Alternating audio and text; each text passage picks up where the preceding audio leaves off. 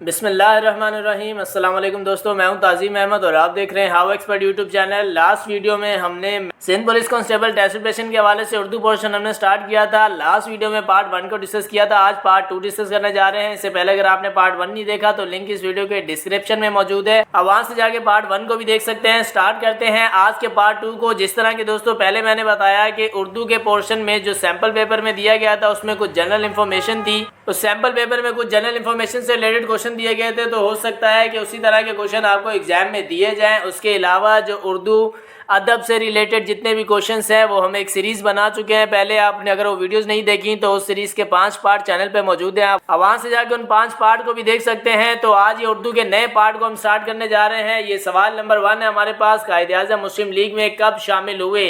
ये दोस्तों most important question है, बहुत बार एग्जाम में रिपीट हुआ है। ये वही ऑल इंडिया मुस्लिम लीग है जो कि 30 दिसंबर 1906 में सब बरे सगीर में सब कॉन्टिनेंट में मुसलमानों की पहली जो है वो सियासी जमात बनी थी। कायदे-ए-आज़म ने इस पार्टी में 1913 में शमूलियत हासिल की थी।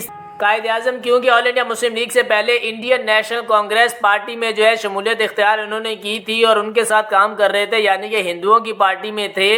क्योंकि उस वक्त मुसलमानों की पार्टी नहीं बनी थी तो कायदे-ए-आज़म ने इंडियन नेशनल कांग्रेस हिंदुओं की पार्टी को ज्वाइन किया था और उस वक्त हिंदू और मुसलमान दोनों मिलकर एक ही पार्टी चला रहे थे। लेकिन फिर वक्त के साथ साथ मुसलमानों ने महसूस किया कि इंडियन नेशनल कांग्रेस जो हिंदुओं की पार्टी है वो मुसलमानों के हक में नहीं है, तो फिर इन्होंने अपनी एक सियासी जमात बनाई और कायदे-ए-आज़म ने इसमें 1913 में शमूलियत इख्तियार की। इस तरह क्वेश्चन बार बार एग्जाम में रिपीट होता है कि कायदे-ए-आज़म ने इंडियन नेशनल कांग्रेस से कब रिज़ाइन दिया था। तो दोस्तों वो 1920 में 1920 में कायदे-ए-आज़म ने इंडियन नेशनल कांग्रेस से रिज़ाइन किया था। नेक्स्ट सवाल है दोस्तों, पहली जंग अजीम कब शुरू हुई। जवाब 1914 में। पहली जंग अजीम जिसे फर्स्ट वर्ल्ड वॉर भी कहा जाता है वो दोस्तों 1914 में शुरू हुई। इस तरह क्वेश्चन आ जाता है कि कब ख़त्म हुई, तो 1914 से लेकर 1918 तक फर्स्ट वर्ल्ड वॉर जिसे पहले जंग अजीम कहते हैं वो हुई थी। नेक्स्ट क्वेश्चन पे चलते हैं, तो पहली जंग अजीम कब आखिर ख़त्म हुई। अब देखें वही क्वेश्चन आ गया, 1914 में जंग शुरू हुई थी और 1918 में ये जंग खत्म हुई थी। नेक्स्ट सवाल है दोस्तों, मुस्लिम लीग कब वजूद में आई। अब ऑल इंडिया मुस्लिम लीग जो कि इसका पूरा नाम है और ये कब वजूद में आई। जवाब 30 दिसंबर 1906 में। 30 दिसंबर 1906 में ऑल इंडिया मुस्लिम लीग क़याम में आई थी। इस तरह वजूद में आने से पहले क्वेश्चन ये आ जाता है कि इसको किसने इजाद किया, इसको कौन वजूद में लाया था, तो वो नवाब सलीमुल्लाह खान थे जो कि ऑल इंडिया मुस्लिम लीग के फाउंडर थे। इस तरह क्वेश्चन आता है कि पहले प्रेसिडेंट कौन थे इस पॉलिटिकल पार्टी के, तो वो सर आगा खान पहले प्रेसिडेंट थे ऑल इंडिया मुस्लिम लीग के। नेक्स्ट सवाल पे चलते हैं, तो मुस्लिम लीग के पहले सदर कौन थे। जवाब सर आगा खान। अब देखें यहाँ पे क्वेश्चन आ गया, सर आगा खान पहले सदर थे ऑल इंडिया मुस्लिम लीग के। ये तमाम वो क्वेश्चन है जो एग्जाम में रिपीट होते हैं। इस क्वेश्चन पे चलते हैं, तो शिमला डेपुटेशन वायसराय ने लॉर्ड मिंटो से कब फोन किया। अब शिमला डेपुटेशन दो के दोस्तों 1906 में हुआ था। जवाब 1906। उस वक्त के वायसराय लॉर्ड मिंटो थे। दोस्तों ये शिमला डेपुटेशन वो डेपुटेशन है जिसमें मुसलमानों ने ये मुतालबा किया था कि मुसलमानों के लिए अलहदा जुदागाना इंतखाबात करवाए जाएं, जो कि इनकी डिमांड को 1909 में जाके एक्सेप्ट किया गया था। नेक्स्ट सवाल है, कब मिंटो मैरली इस्लाहात नाफिज की गई, जिसे इंग्लिश में दोस्तों इसका नाम मिंटो मैरली रिफॉर्म्स भी है। तो वो अगर आ जाता है तो आपने घबराना नहीं है, एक ही सवाल है, एक ही नाम है, मिंटो मैरली इस्लाहात या रिफॉर्म्स।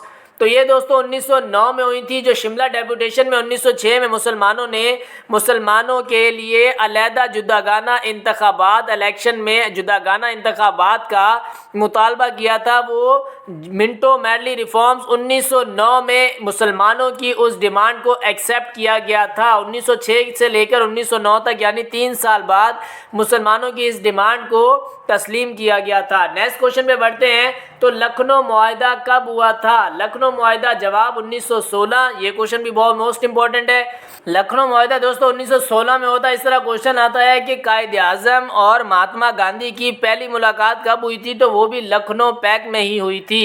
ये लखनऊ मुआहिदा मुसलमान और हिंदू इन दोनों पार्टियों के दरमियान में था। इंडियन नेशनल कांग्रेस और ऑल इंडिया मुस्लिम लीग दोनों के दरमियान में ये मुआहिदा हुआ था और इन दोनों के दरमियान में जो है कुछ एग्रीमेंट्स हुए थे, जिसकी बिना पर फिर आगे इन्होंने आपस में जो है तो तहरीक चलाई अंग्रेज़ों से आज़ादी हासिल करने के लिए। एक नताइज पे पहुंच के एक मुआहिदा हुआ था, उसे लखनऊ पैक्ट कहते हैं। नेक्स्ट सवाल है, जलियांवाला बाग वाकया कब पेश आया? जवाब 13 अप्रैल 1919 में। ये दोस्तों एक मोस्ट इम्पॉर्टेंट जो है ये इंसिडेंट है जो कि सब कॉन्टिनेंट में हुआ था। जिस तरह के 1919 में अंग्रेज़ों ने रॉलेट एक्ट दिया था कि किसी को भी अरेस्ट किया जा सकता है और वो वजह पूछने का मजाज नहीं है, तो उसी वक्त जो है ये जलियांवाला बाग जो कि इंडिया में जो पंजाब है वहाँ पे सिखों की बैसाखी हुई थी और उन्हें इस अंग्रेज़ों के कानून के बारे में पता नहीं था। उन्होंने इसी के साथ कानून निकाला था कि किसी भी जगह गैदरिंग करना मना है, यानी कि कहीं भी कोई भीड़ नहीं लगाई जा सकती, कोई मेला नहीं लगाया जा सकता। तो ये जलियांवाला बाग में दोस्तों बैसाखी का मेला लगा था और वो अंग्रेज़ों के इस कानून से ला इल्म थे। तो फिर वहाँ पे अंग्रेज़ आ गए, उन्होंने जो है वहाँ पे सरेआम फायरिंग शुरू कर दी और बहुत सारे लोग इसमें शहीद हुए। और ये वाक़या सब कॉन्टिनेंट की तारीख़ में लिखा गया है क्योंकि इसमें बहुत सारे लोगों को अंग्रेज़ों ने अपने जुल्म का शिकार बनाया था। ये 13 अप्रैल 1919 में जलियांवाला बाग वाक़या पेश आया था। नेक्स्ट सवाल है, खिलाफत मूवमेंट के दौर में इंग्लैंड का वजीर आज़म कौन था? जवाब लॉर्ड जॉर्ज।